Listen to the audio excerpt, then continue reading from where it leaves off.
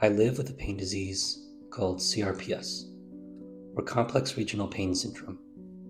It's an incurable neurological pain disease caused by trauma. I'm still not 100% sure why it started, and no doctors are able to tell me either, because as the name states, it's complex. According to recent data, a high estimate is that it affects about 0.026% of the global population. It is rated 46 out of 50 on the McGill Pain Scale, ranking above childbirth. Many patients are even pushed to the point of taking their own lives in order to escape the pain. In my experience, most doctors will tell you the best way to manage the pain is through either opioids or pain block injections every 2 to 3 months. But health concerns are not foreign to me. I was born with a congenital heart defect. I had 3 open heart surgeries before the age of 5. The procedure I had done, currently keeping me alive, has only been done about 70,000 times, according to 2018 data. That's roughly 0.00092% of the population. I had tuberculosis at age 22, and with a likelihood of 0.028%, I had a stroke at age 27. I had heart failure at 28, where I was on ECMO for 4 days. ECMO is a life support machine that oxygenates the blood outside of the body, allowing the heart and lungs to rest. There is about a 50% survival rate after ECMO. I had a paraganglioma tumor removed that summer, which affects about 0.0002% of the population. And lastly, I developed CRPS during the last 2 events. Of all the health incidents in my life, the only one I couldn't look past was CRPS. It was so debilitating and took away so much quality of life from me. Many times during the season, I felt utterly hopeless. I didn't know how to properly cope with the loss, and for the first time in my life, I couldn't see the future or much further than where I was. Nearly 2 years later, I've come to a place of peace with my situation, choosing to remember these thoughts to keep me grounded.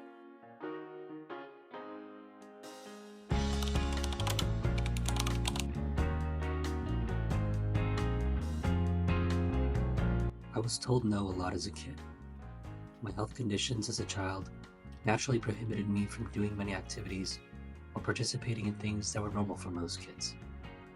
Through my youth, I learned my limitations, and I wasn't disobedient to do things I knew I shouldn't.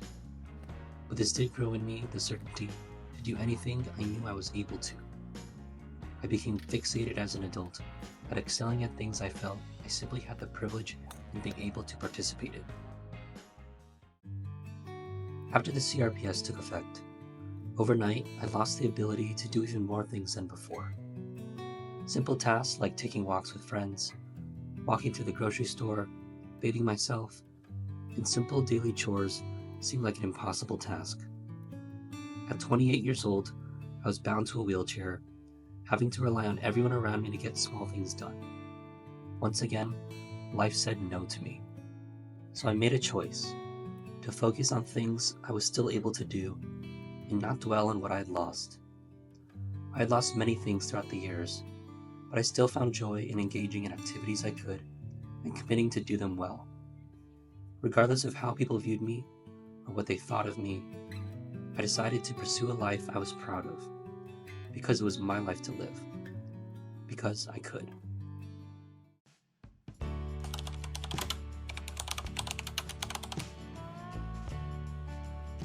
Life is confusing. At different times in our lives, different things matter to us, and we always want that which we don't have. But I don't believe that contentment is the goal of life. Coping with the loss of functions that once seemed so normal made me really question where and how I'll ever find joy in doing things, if I can't do them to the extent of my previous expectations. I was brought to a place of questioning. How do I live a life if I can't do simple things for myself, and my life becomes a burden to those around me? After many hours of reflection, I realized that life is not about what I'm able to do, but who I'm doing it with.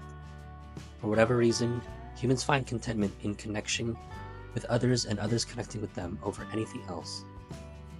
All the things that made life worth living, I could still do. I could communicate. I can still go places with them. I can enjoy a meal together. I can laugh and make memories. And I realize those are the things that make life worth living. Not necessarily worth something on a cosmic scale, but experientially worth living. It's still a struggle day to day. Not every day is good and not every day is bad. I have learned that life is inevitably both. If you hyper-focus on the negative, it's all you see. And if you only focus on the good, when it turns around, you feel lost. So I try to stay somewhere in the middle, living each moment in the here and now, and continually learning how to find balance.